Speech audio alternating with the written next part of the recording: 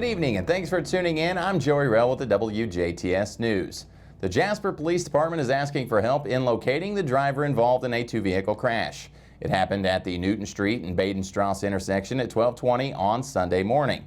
The driver of a black 2021 Chevy Malibu ran from the scene before officers arrived. The driver is believed to have been picked up by another vehicle. Police say the driver and passenger of the other vehicle involved in the crash were not injured. If you have any information about the crash, you can contact the Jasper Police Department at 812-482-2255. The Jasper Police are also asking residents to be on the lookout for a suspect involved in a separate hit-and-run incident and a possible theft. Pictures of the suspect are posted on our website, WJTS.tv. If you have any information, you can call the Jasper Police Department at 812-482-2255. The driver of a pickup truck escaped injury free after sliding off the road over the weekend.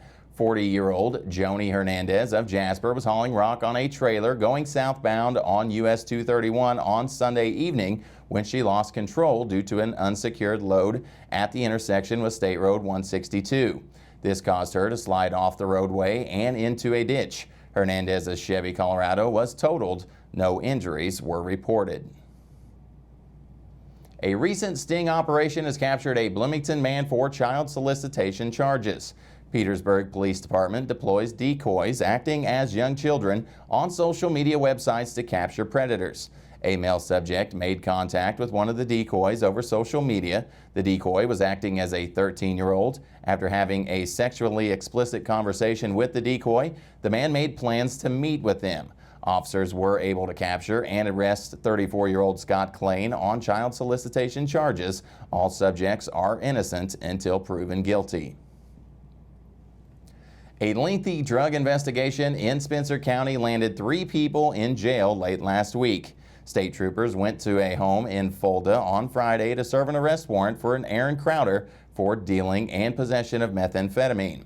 Troopers also obtained a search warrant for the property and found numerous drugs and drug paraphernalia items. The 3 individuals, Aaron Crowder, Jason Keller, and Candy Posey, were arrested and booked into the Spencer County Jail on drug-related charges.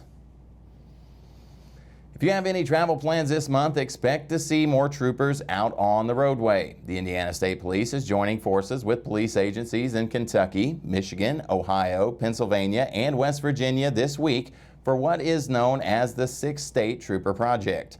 The project runs through July 24th. During this time, Indiana State Troopers will focus on targeting drivers violating Indiana's Move Over, Slow Down law. Indiana passed the law in 1999 and was the first state in the nation to pass a law requiring motorists to move into an adjacent traffic lane or reduce speed by 10 miles an hour below the posted speed limit if unable to change lane safety. When driving by a stationary police, fire, or ambulance emergency vehicle stopped alongside over the road. Over the years, Indiana's law expanded to include stationary recovery, utility services, solid waste haulers, road and state highway maintenance vehicles, as well as stationary survey or construction vehicles when flashing amber lights. Motorists who observe reckless driving behavior, suspected impaired driving, or suspect any criminal activity, you are encouraged to call 911 when it's safe for you to do so. A heavily traveled road in Huntingburg is officially closed for the rest of the month.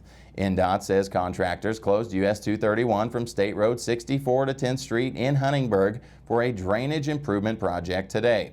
Workers are replacing a box culvert, installing new inlets and storm water pipes to work in conjunction with the existing drainage infrastructure just south of the railroad tracks at this location. Work is expected to last until the end of July, depending on weather conditions. The road will be closed around the clock. Local traffic will still have point to the access point of the closure. All through traffic should use the official detour following State Road 64 and State Road 162. NDOT urges drivers to slow down and stay alert near crews. Indiana's unemployment office says it is reviewing all of the cases where someone may have gotten too much money in unemployment benefits Last week, the Department of Workforce Development said thousands of people across the state will have to repay some of their benefits. In some cases, that is thousands of dollars. DWD says it is reviewing each case and it is only going after people who got benefits they did not earn. DWD Commissioner Fred Payne says people who made simple mistakes can work with the department to correct the situation. In 2019, it was estimated that 1 in 5 Hoosiers live with some form of mental illness. Since then, Indiana continues to see a shortage of mental health professionals in 74 of 92 counties. Because of this, county jails are often a community's top mental health care provider. State Senator Mark Messmer says 2 new bills passed by this year's legislation, and it will help address the mental health issue for the incarcerated. Indiana's county jails and sheriff's departments are admittedly unprepared to care for inmates suffering from mental health issues. To ensure these individuals get the mental health treatment in a timely manner and better equip our correction facilities, the General Assembly passed Senate Enrolled Act 82 and House Enrolled Act 1127 this session. Under Senate Enrolled Act 82, clinical social workers, marriage and family therapists, mental health counselors, clinical addiction counselors, and physician assistants can diagnose and refer an individual to start mental health treatment. These professionals must have completed at least 1,000 hours of practice under a licensed supervisor in order to diagnose mental health disorders. Previously, professionals who met this criteria could only do a mental health impression. A mental health impression evaluates the presenting problem, but does not include a diagnosis. Prior to passage of a House Enrolled Act 1127, a prisoner deemed incompetent had to wait several months to be transferred to a mental health facility. House Enrolled Act 1127 cuts down this delay in treatment, allowing local judges the ability to leverage Recovery Works money to help mentally ill Hoosiers who are incarcerated. According to the Prison Policy Initiative, an estimated 56% of state prisoners, 45% of federal prisoners, and 64% of county jail inmates suffer from mental health illness. I was proud to support both of these measures, which provide Hoosiers in need with better access to mental health care. Thank you, Senator. As always, feel free to contact State Senator Mark Messmer's office with your questions and concerns by email at senator.messmer@iga.in.gov or by phone at 800-382-9467. We are 1 month away from another live performance taking over the Lincoln Amphitheater. A celebration of U2, a special guest acoustic company, are scheduled to perform at 6:30 p.m. on Saturday, August 14th. Tickets are on sale now and can be purchased online at lincolnamphitheater.com or by calling 812-937-2329. A1 show is a celebration of the powerful music that has made U2 one of the world's most successful rock bands. The band has been playing music together for over 2 decades and have played at venues across the country. A special bear turns 77 next month, and Patoka Lake wants to make sure he has the perfect party. Patoka Lake Nature Center is hosting a birthday party for Smokey the Bear from 10 a.m. until noon on Saturday, August 7th. The party will include a chance to get a picture with Smokey, fire safety games, and a special craft to make and take home.